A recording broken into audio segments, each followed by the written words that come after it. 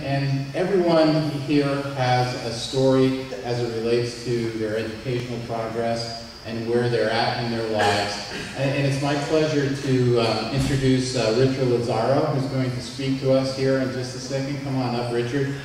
Richard is an employee of Aspiranet, but previously he himself had the opportunity to take part in some services that Aspiranet provided and to help him transition into his young adulthood, right? And so for those of us that have adult children, which I have a couple, and they're still my children, it's great to see how Richard has made his transition in terms of being somebody who really is an upstanding example of how you can persevere and move forward in your life.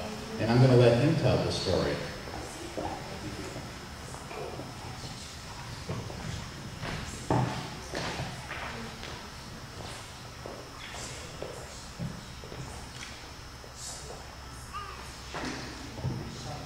Thank you, Mr. Brown. Good evening.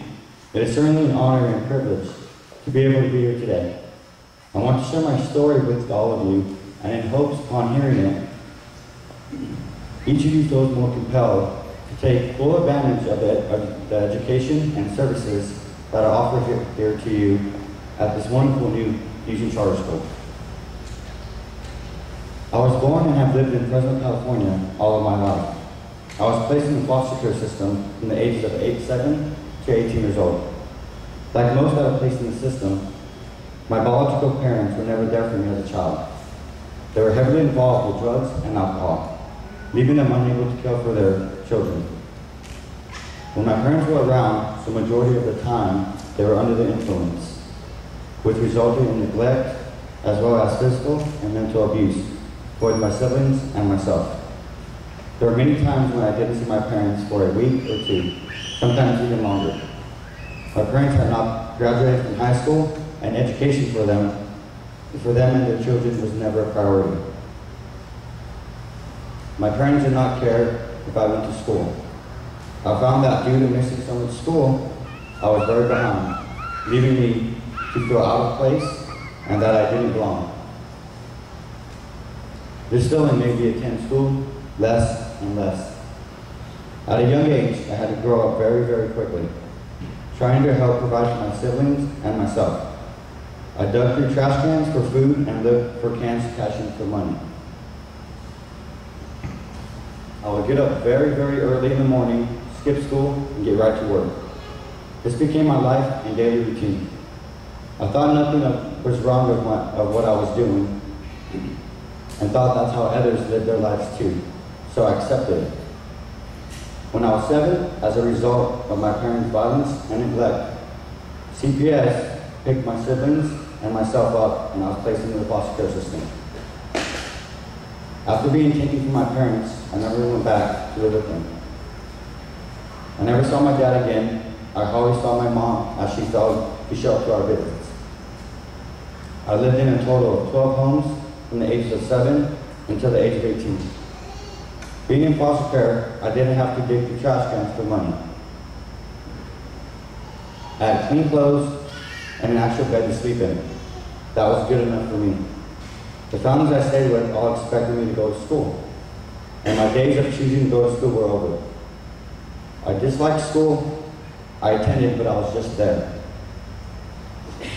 I didn't put much effort into it, and in the world I was familiar with, it wasn't important.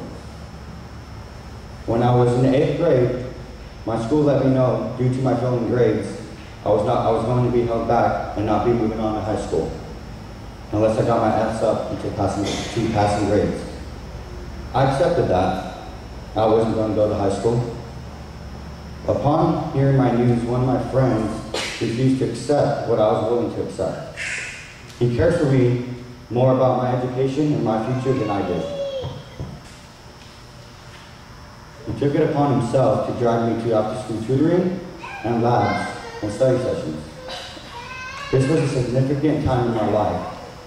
My biological family did not value an education. They didn't care. My friends' caring taught me a very important lesson, that there are others who care enough about me and that they want what's best for me. For many people, this caring comes from their biological families. For me, I learned that caring can come from those outside of your biological families. I also learned the importance of being open and accepting the help and the care someone else wants to give me. I was able to get my F's up to passing grades, and I was not held back. I entered high school in a different way than I had started school before. I was starting to feel some success and got more involved with the campus.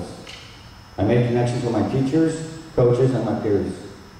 I was motivated to do well in school because I wanted to be able to continue to participate in sports, as sports became an outlet for me to stay off the streets. I actually started to think that graduating from high school was something,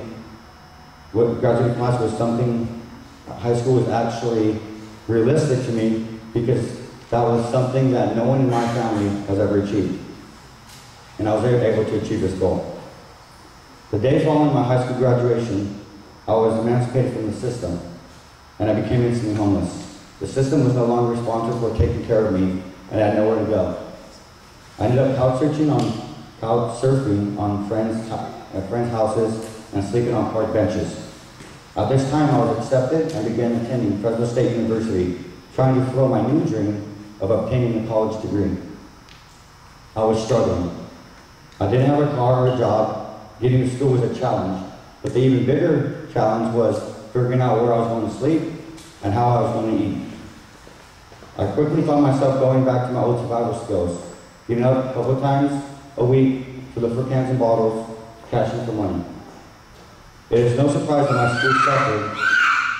It was hard for me to focus on school when my main focus was survival. In spring 2007, things really got complicated for me. I dropped out of college and was beginning to give up on life. I was able to realize I needed help, and I had learned that it was okay to accept help from others. I went to County Independent Living Skills Program and was referred to a program called Transitional Housing Program through Experinet. This program was just beginning and was accepting former foster youth ages 18 to 24 years old. I was the first group of youth accepted into this program. Experinet placed me in a mentor's home, helped me with my financial obligations, and provided me with food, clothing, transportation, and even an allowance. I entered this program because I really needed help and wanted to change my life. Due to this program, I was able to set goals, prioritize, and work towards them without having to worry about where I was going to sleep at night or how I was going to eat, nor did I need to refer back to my bad habits for survival. While in the program, I was able to enter college, attending Willow International City College.